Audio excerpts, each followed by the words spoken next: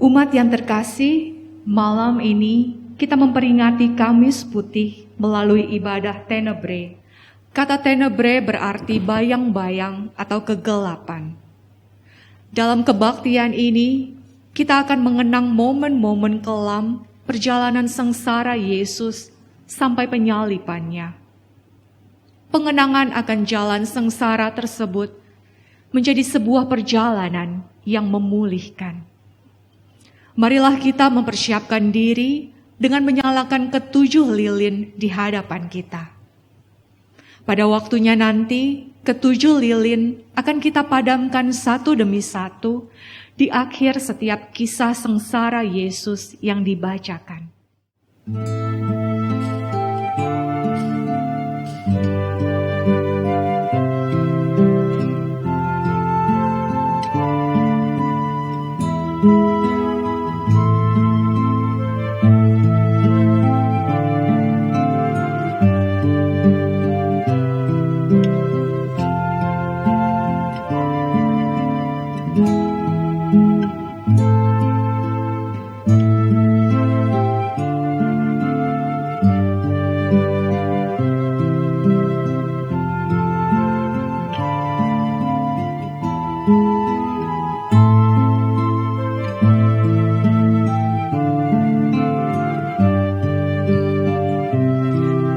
Yesus Kristus adalah terang dunia, namun tidak semua orang menerima sang terang itu.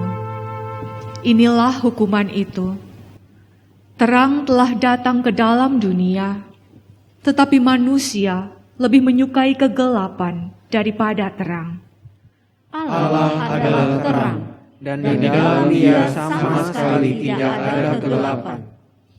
Sebab Allah mengutus anaknya ke dalam dunia bukan untuk menghakimi dunia, melainkan untuk menyelamatkannya oleh Dia. Sebab barang siapa berbuat jahat membenci terang dan tidak datang kepada terang itu, supaya perbuatan-perbuatannya yang jahat itu tidak nampak. Tetapi barang siapa melakukan yang benar, ia datang kepada terang.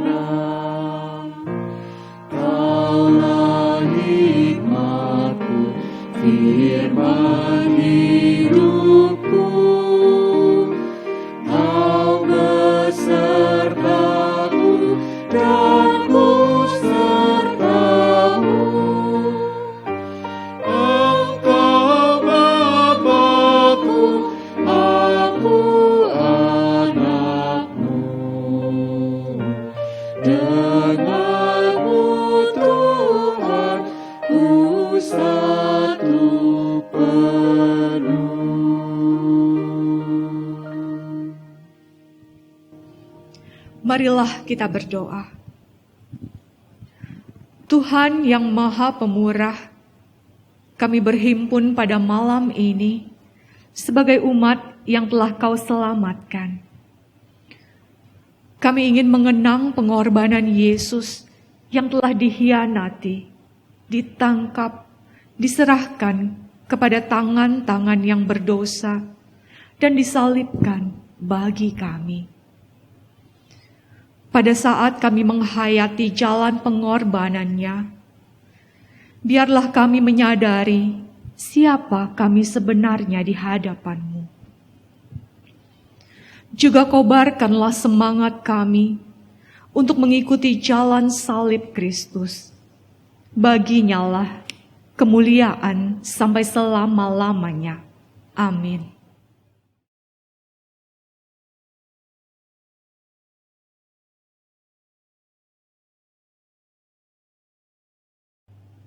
Sementara itu, sebelum hari raya Paskah mulai, Yesus telah tahu bahwa saatnya sudah tiba untuk beralih dari dunia ini kepada Bapa.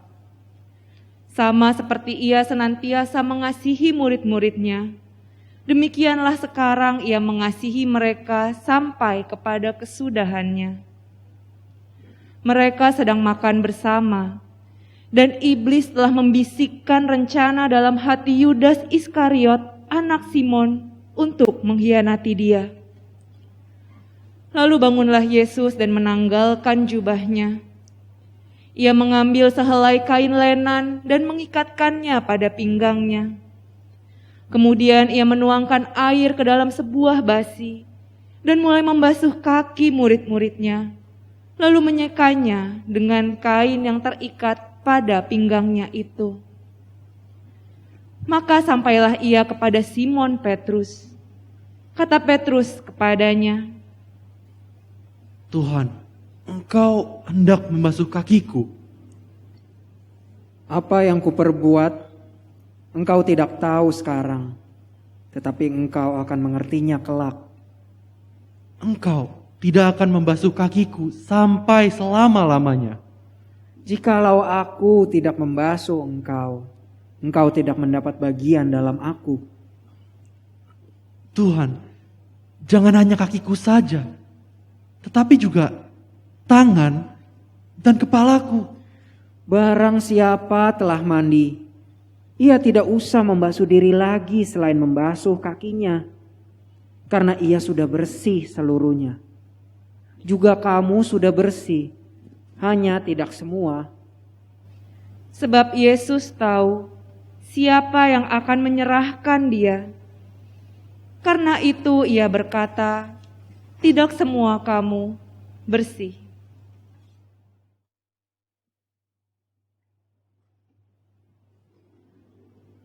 Tidak semua kita bersih. Yudas Iskariot kotor hatinya.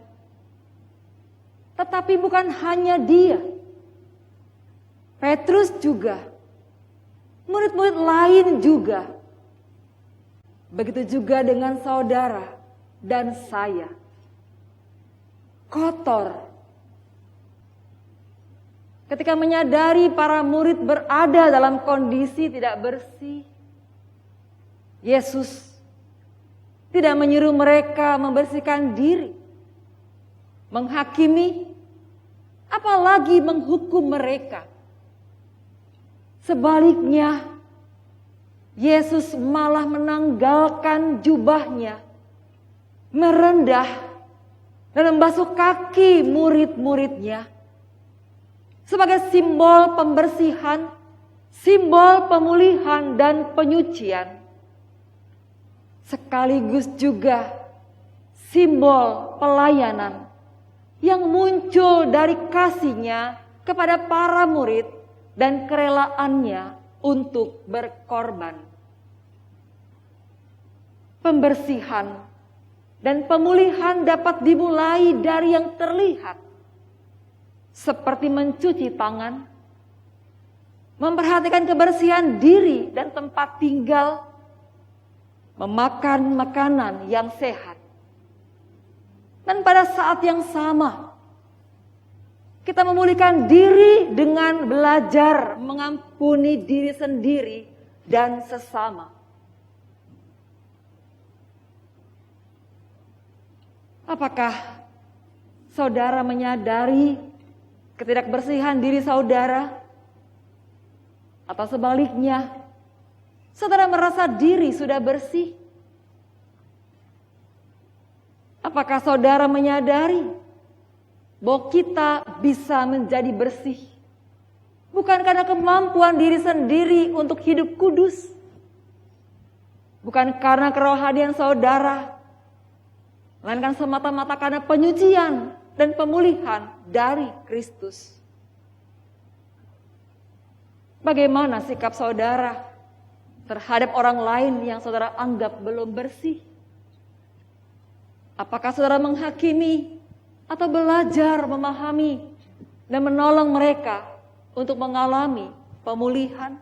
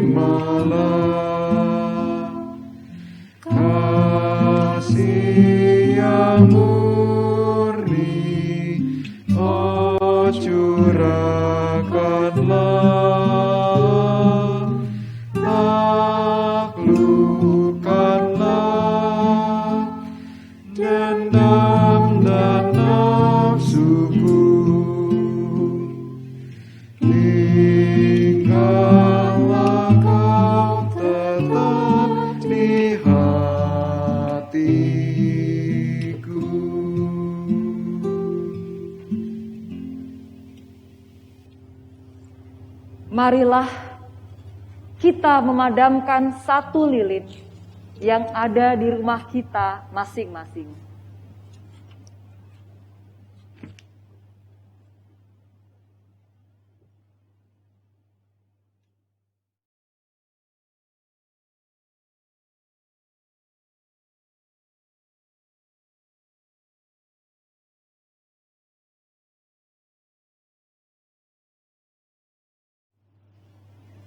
Sesudah Yesus membasuh kaki mereka, ia mengenakan pakaiannya dan kembali ke tempatnya.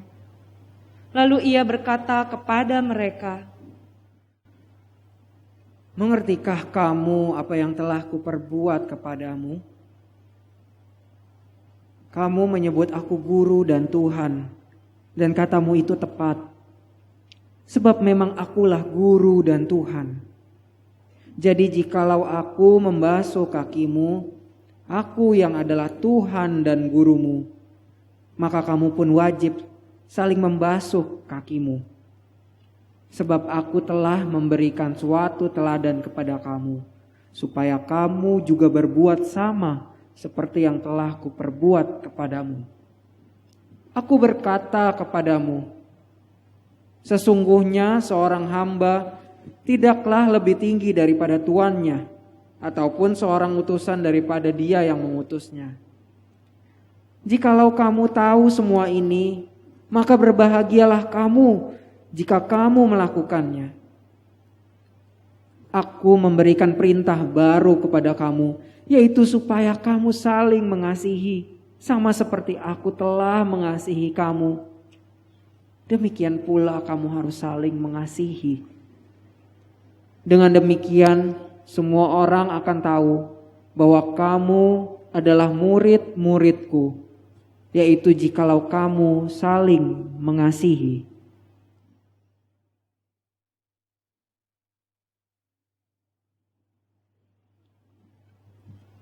Perintah untuk saling mengasihi bukanlah perintah baru.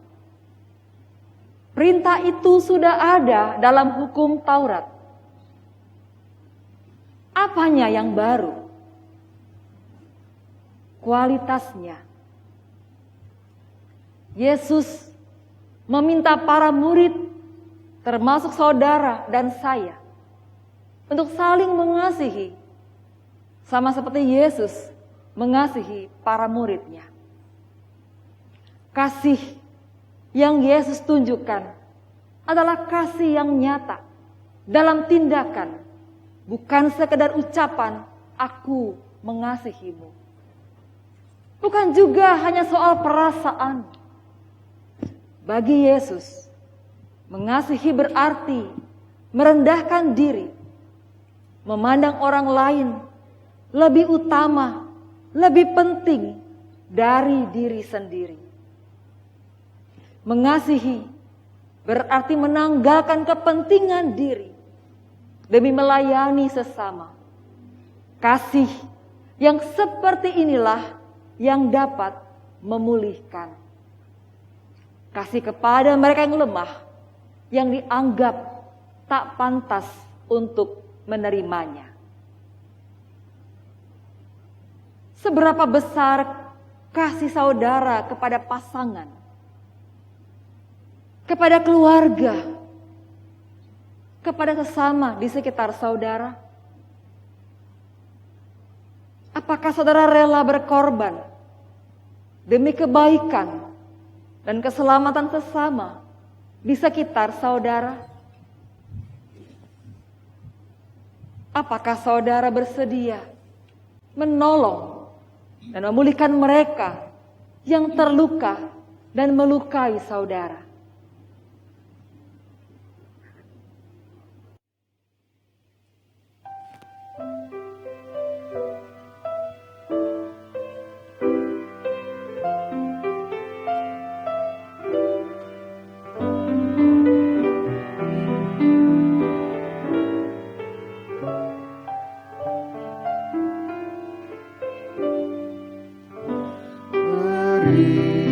Perintah baru ku beri padamu, agar di antara kamu saling mengasihi,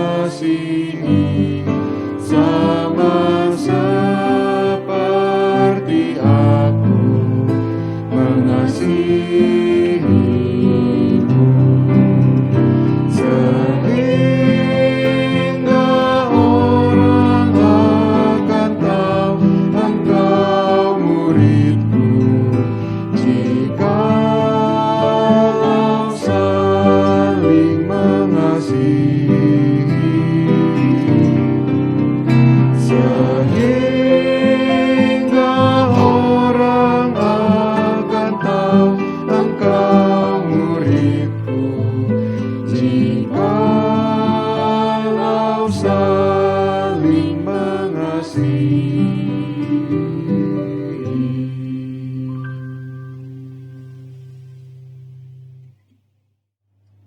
Marilah kita memadamkan satu lilin yang ada di rumah kita masing-masing.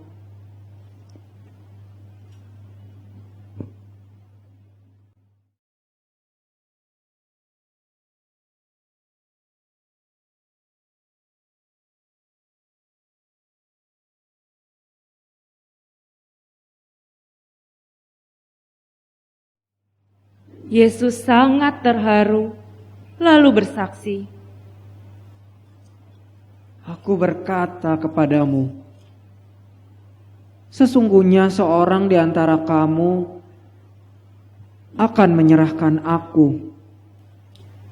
Murid-murid itu memandang seorang kepada yang lain. Mereka ragu-ragu siapa yang dimaksudkannya.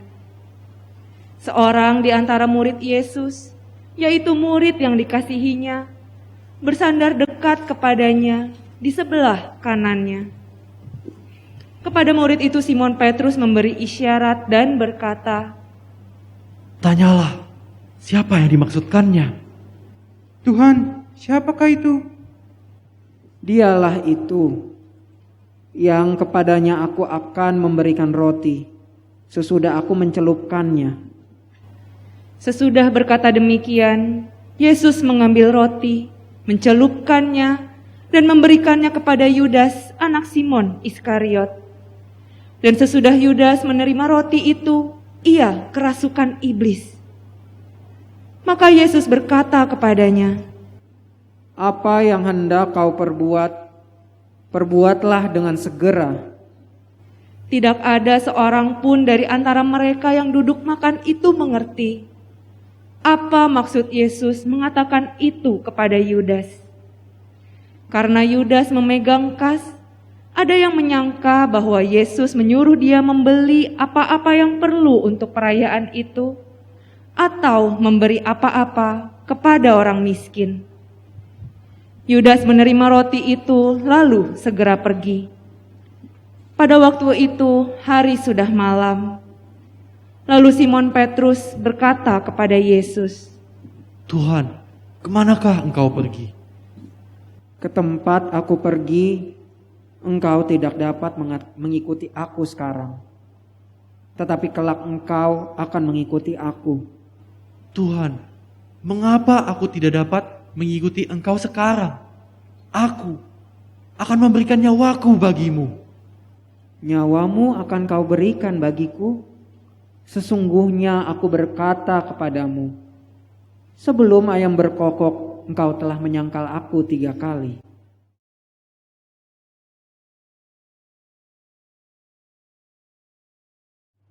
Pada waktu itu hari sudah malam. Kegelapan mulai merasuk dalam diri Yudas dan Petrus. Yesus mengetahui hal itu. Dan dia telah berusaha mengingatkan mereka berdua dengan cara yang lembut. Yesus berbisik di hati Yudas. Namun hatinya telah menjadi beku karena ambisi untuk menjalankan rencana gelapnya. Yesus mengingatkan Petrus. Namun rasa percaya dirinya membuat dia menyepelekan apa yang Yesus katakan. Kegelapan kadang juga bisa datang merasuk dalam diri kita. Ketika kita berniat melakukan apa yang kita tahu salah atau merugikan orang lain. Pada waktu itu, Yesus yang sama juga berbicara di hati, menegur, menyadarkan kita.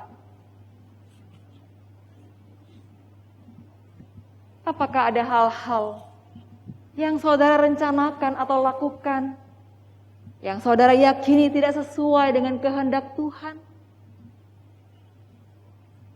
Apakah saudara menyadari teguran dan bisikan Kristus di dalam sanubari saudara? Apakah saudara bersedia ditegur dan lalu mengubah diri dengan sukacita?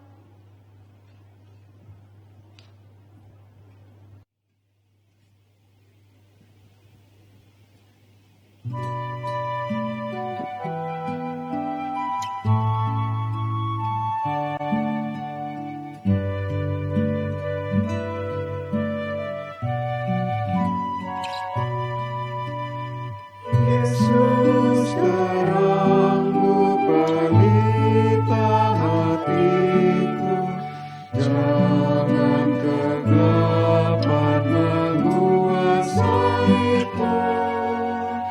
Yesus terangmu, pelita hatiku, biar selalu ku sambut cintamu. Yesus terangmu, pelita hatiku, jangan kegelapan menguasaiku. Yesus terangmu, pelita hatiku, biar selalu ku sambut cintamu. Yesus terangmu, pelita hatiku, jangan kegelapan menguasaiku. Yesus terangmu, pelita hatiku, biar selalu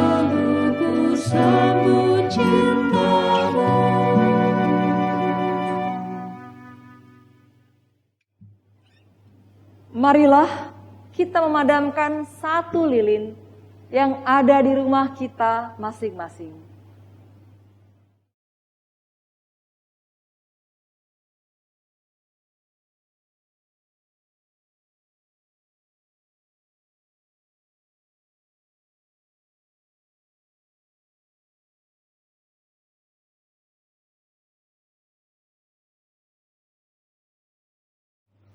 Setelah Yesus mengatakan kesemuanya itu, keluarlah ia dari situ bersama-sama dengan murid-muridnya, dan mereka pergi ke seberang sungai Kidron. Di situ ada suatu taman, dan ia masuk ke taman itu bersama-sama dengan murid-muridnya. Maka datanglah Yudas juga ke situ, dengan sepasukan prajurit dan penjaga-penjaga bait Allah yang disuruh oleh imam-imam kepala dan orang-orang Farisi, lengkap dengan lentera, suluh, dan senjata. Maka Yesus yang tahu semua yang akan menimpa dirinya, maju ke depan dan berkata kepada mereka, "Siapakah yang kamu cari?" Yesus dari Nazaret. Yesus dari Nazaret. "Akulah dia." Saat itu mundurlah mereka dan jatuh ke tanah. Maka Yesus bertanya pula, "Siapakah yang kamu cari?" Yesus dari Nazaret. Yesus dari Nazaret. "Telah kukatakan kepadamu, akulah dia. Jika aku yang kamu cari, biarkanlah mereka ini pergi." Lalu Simon Petrus yang membawa pedang menghunus pedang itu, menetapkannya kepada hamba imam besar dan memutuskan telinga kanannya. Nama hamba itu Malkus. Kata Yesus kepada Petrus, "Sarungkan pedangmu itu. Bukankah aku harus minum cawan yang diberikan Bapa kepadaku?" Simon Petrus dan seorang murid lain mengikuti Yesus. Murid itu mengenal imam besar, dan ia masuk bersama-sama dengan Yesus ke halaman istana imam besar. Tetapi Petrus tinggal di luar dekat pintu. Maka kata hamba perempuan penjaga pintu kepada Petrus, "Bukankah engkau juga murid orang itu?" Bukan. Sementara itu hamba-hamba dan penjaga-penjaga bait Allah telah memasang api arang, sebab hawa dingin waktu itu. Dan mereka berdiri berdiam di situ. Juga Petrus berdiri berdiam bersama-sama dengan mereka. Simon Petrus masih berdiri berdiam. Kata orang-orang di situ kepadanya, Bukankah engkau juga seorang muridnya? Iya betul, dia muridnya. Bukan.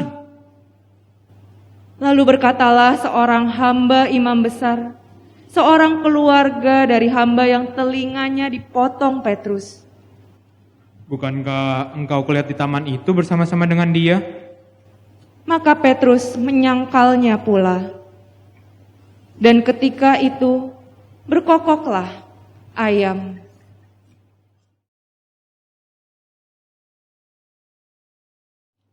Cari aman, cari yang nyaman. Itulah yang membuat Petrus maupun Yudas mengkhianati Yesus. Dalam kondisi terjepit, kepepet, orang lain dikorbankan, janji setia diabaikan. Semuanya dilakukan demi keuntungan diri atau demi keselamatan diri. Berbeda benar dengan sikap Yesus. Ketika ia dan para muridnya diserang di Taman Getsemani oleh segerombolan prajurit bersenjata, Yesus tidak mencari aman. Ia tidak mengorbankan para muridnya, malah melindungi mereka. Dengan tegas ia berkata kepada mereka yang ingin menangkapnya, "Akulah dia yang kamu cari, tangkaplah aku, tapi biarkan mereka ini pergi." Pernahkah saudara mengorbankan kerabat dan sahabat demi keuntungan diri sendiri? Pernahkah saudara membiarkan kejahatan atau kesalahan terus terjadi demi kenyamanan diri?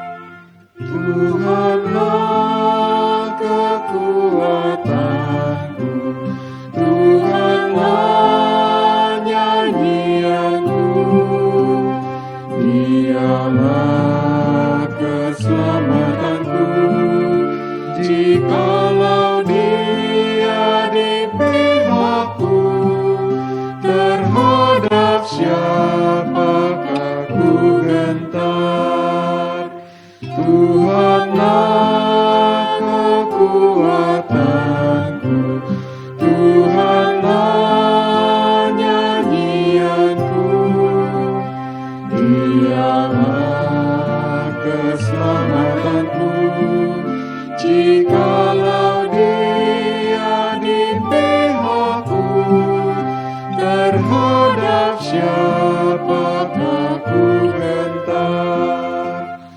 Tuhanlah kekuatanku, Tuhanlah nyanyianku, Dialah keselamatanku.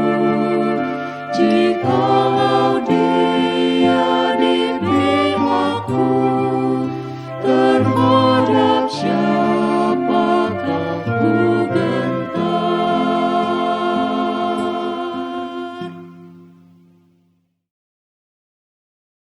Marilah kita memadamkan satu lilin yang ada di rumah kita masing-masing.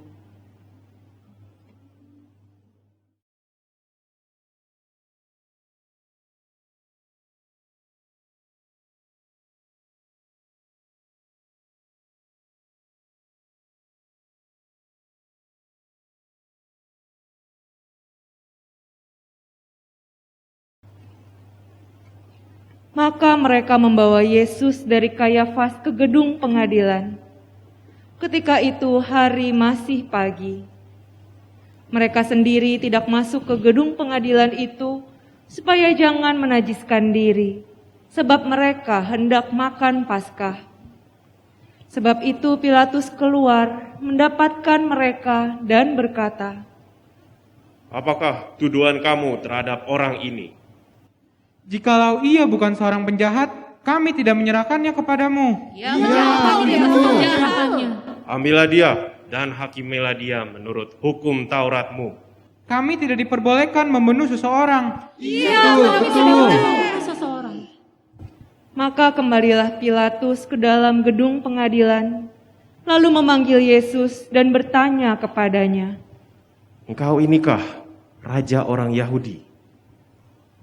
Apakah engkau katakan hal itu dari hatimu sendiri? Atau adakah orang lain yang mengatakannya kepadamu tentang aku? Apakah aku seorang Yahudi, bangsamu sendiri, dan imam-imam kepala yang telah menyerahkan engkau kepadaku? Apakah yang telah engkau perbuat? Kerajaanku bukan dari dunia ini. Jika kerajaanku dari dunia ini, pasti hamba-hambaku telah melawan, supaya aku jangan diserahkan kepada orang Yahudi. Akan tetapi, kerajaanku bukan dari sini. Jadi, engkau adalah raja? Engkau mengatakan bahwa aku adalah raja. Untuk itulah aku lahir dan untuk itulah aku datang ke dalam dunia ini, supaya aku memberi kesaksian tentang kebenaran. Setiap orang yang berasal dari kebenaran mendengarkan suaraku. Apakah kebenaran itu? Sesudah mengatakan demikian, keluarlah Pilatus lagi mendapatkan orang-orang Yahudi dan berkata kepada mereka, "Aku tidak mendapati kesalahan apapun padanya, tapi pada kamu ada kebiasaan bahwa pada Paskah aku membebaskan seorang bagimu. Maukah kamu supaya aku membebaskan raja orang Yahudi bagimu?" Jangan dia, melainkan Barabas. Barabas adalah seorang penyamun. Lalu Pilatus mengambil Yesus dan menyuruh orang menyesah dia. Prajurit-prajurit menganyam sebuah mahkota duri dan menaruhnya di atas kepalanya. Mereka memakaikan dia jubah ungu. Dan sambil maju ke depan mereka berkata, Salam, hai Raja orang Yahudi. Raja orang Yahudi. Lalu mereka menampar mukanya. Pilatus keluar lagi dan berkata kepada mereka, "Lihatlah, aku membawa dia keluar kepada kamu, supaya kamu tahu bahwa aku tidak mendapati kesalahan apapun padanya." Lalu Yesus keluar, bermahkota duri dan berjubah ungu. Maka kata Pilatus kepada mereka, "Lihatlah, manusia itu. Ketika imam-imam kepala dan penjaga-penjaga itu melihat dia, berteriaklah mereka, Salibkan dia! Salibkan Ambil dia dan salibkan dia. Sebab aku tidak mendapati kesalahan apapun padanya.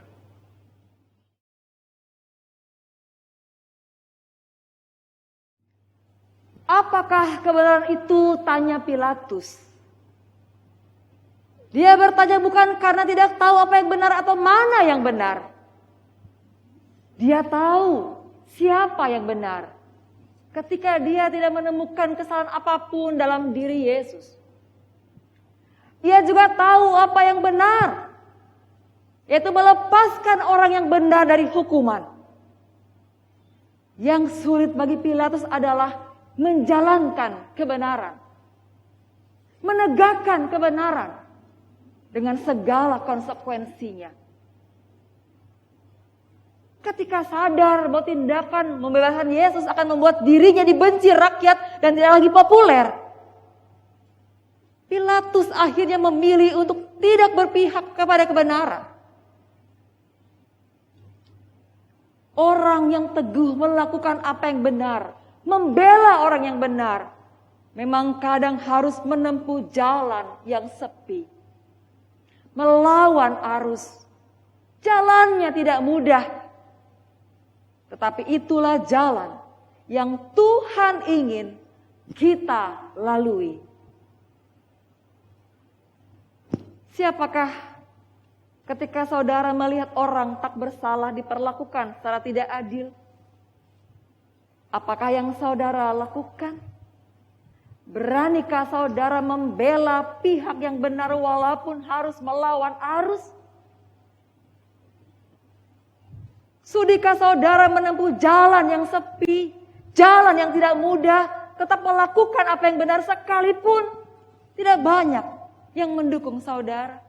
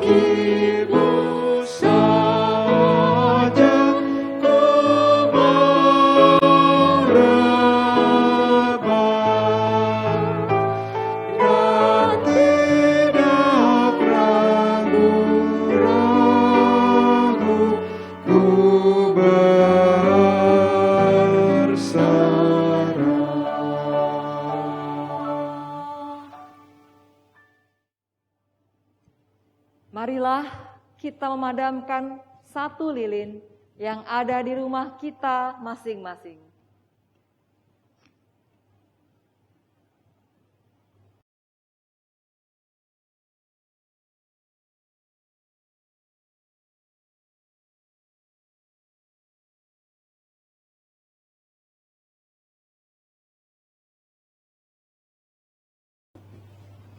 Akhirnya Pilatus menyerahkan Yesus kepada mereka untuk disalibkan. Mereka menerima Yesus. Sambil memikul salibnya, ia pergi keluar ke tempat yang bernama tempat tengkorak. Dalam bahasa Ibrani, Golgota. Dan di situ ia disalibkan mereka. Dan bersama-sama dengan dia disalibkan juga 2 orang lain. Sebelah menyebelah, Yesus di tengah-tengah. Dan Pilatus menyuruh memasang juga tulisan di atas kayu salib itu, bunyinya, Yesus orang Nazaret, Raja orang Yahudi. Sesudah prajurit-prajurit itu menyalibkan Yesus, mereka mengambil pakaiannya lalu membaginya menjadi 4 bagian. Untuk tiap-tiap prajurit 1 bagian. Dan jubahnya juga mereka ambil. Dan dekat salib Yesus berdiri ibunya dan saudara ibunya, Maria istri Klopas dan Maria Magdalena. Ketika Yesus melihat ibunya dan murid yang dikasihinya di sampingnya, berkatalah ia kepada ibunya, Ibu, inilah anakmu. Kemudian katanya kepada murid-muridnya, Inilah ibumu. dan sejak saat itu, murid itu menerima dia di dalam rumahnya.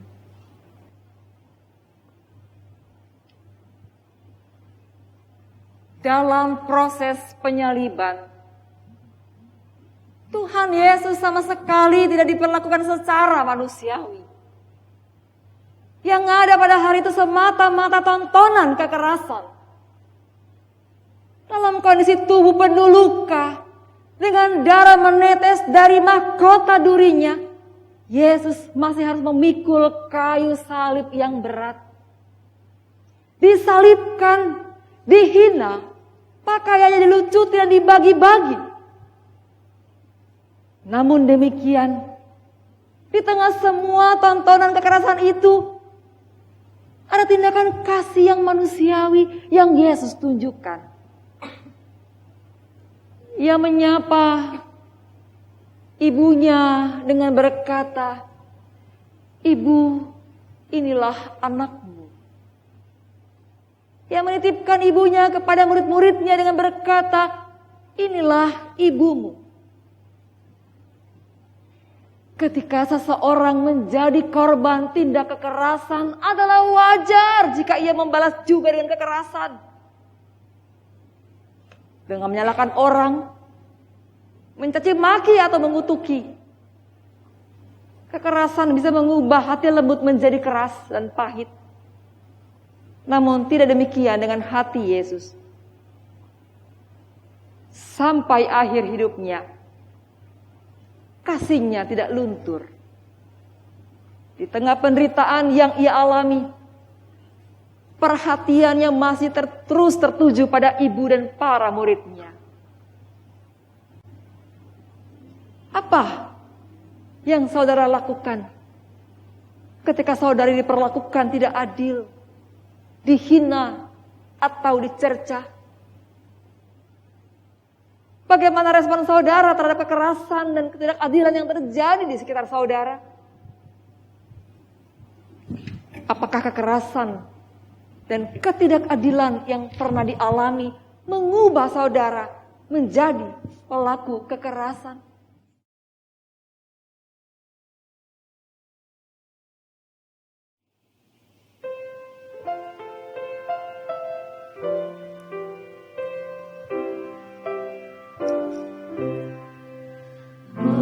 Memandang salib Rajaku yang mati untuk dunia.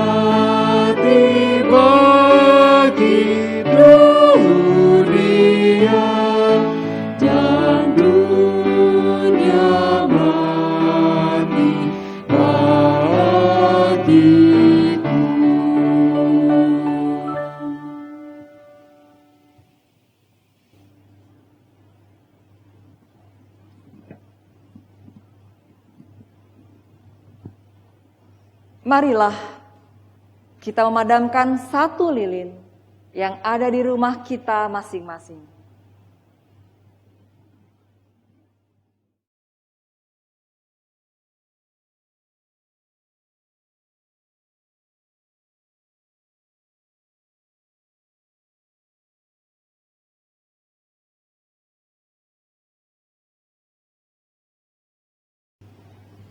Sesudah itu, karena Yesus tahu bahwa segala sesuatu telah selesai, berkatalah Ia, Aku haus. di situ ada suatu bekas penuh anggur asam. Maka mereka mencucukkan bunga karang yang telah dicelupkan dalam anggur asam pada sebatang hisop, lalu mengunjukkannya ke mulut Yesus. Sesudah Yesus meminum anggur asam itu, berkatalah Ia, Sudah selesai. Lalu Ia menundukkan kepalanya dan menyerahkan nyawanya. Marilah kita memadamkan satu lilin yang ada di rumah kita masing-masing.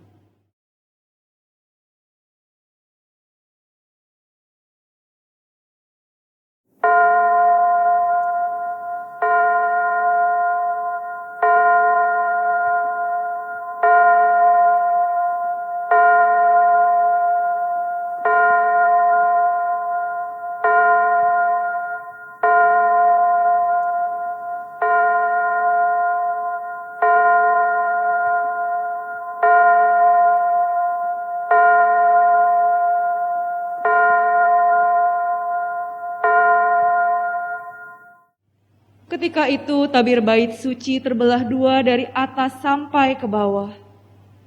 Waktu kepala pasukan yang berdiri berhadapan dengan dia melihat matinya demikian, berkatalah ia, Sungguh, orang ini adalah Anak Allah.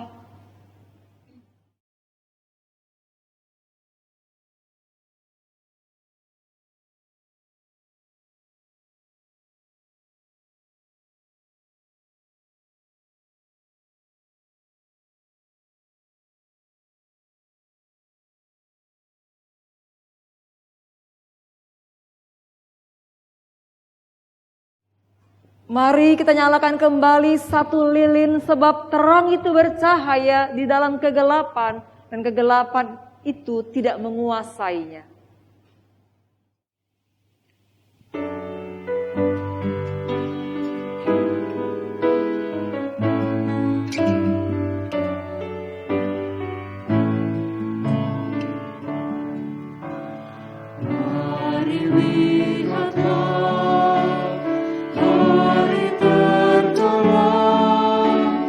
Kristus mendaki Kalvari, Dia didera, duri dan cerca, dipaku di salib. Oh ajaib salibnya,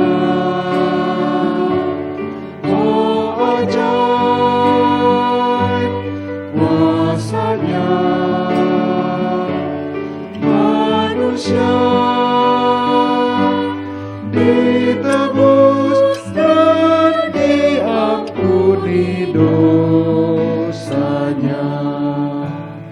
Tiap salahku, dosa-dosaku jadi mahkota duri-Mu. Oh sungguh sendu raut wajah-Mu, memikul bebanku. Oh ajaib salibnya, oh ajaib kuasanya. Manusia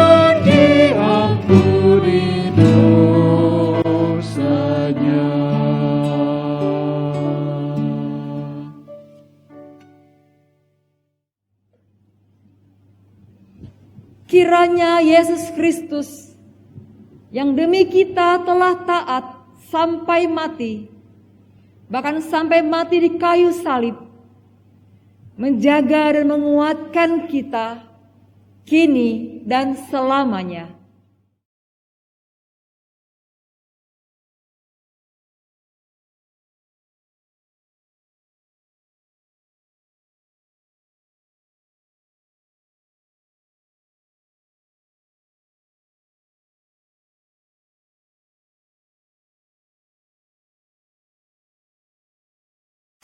We satisfy your soul.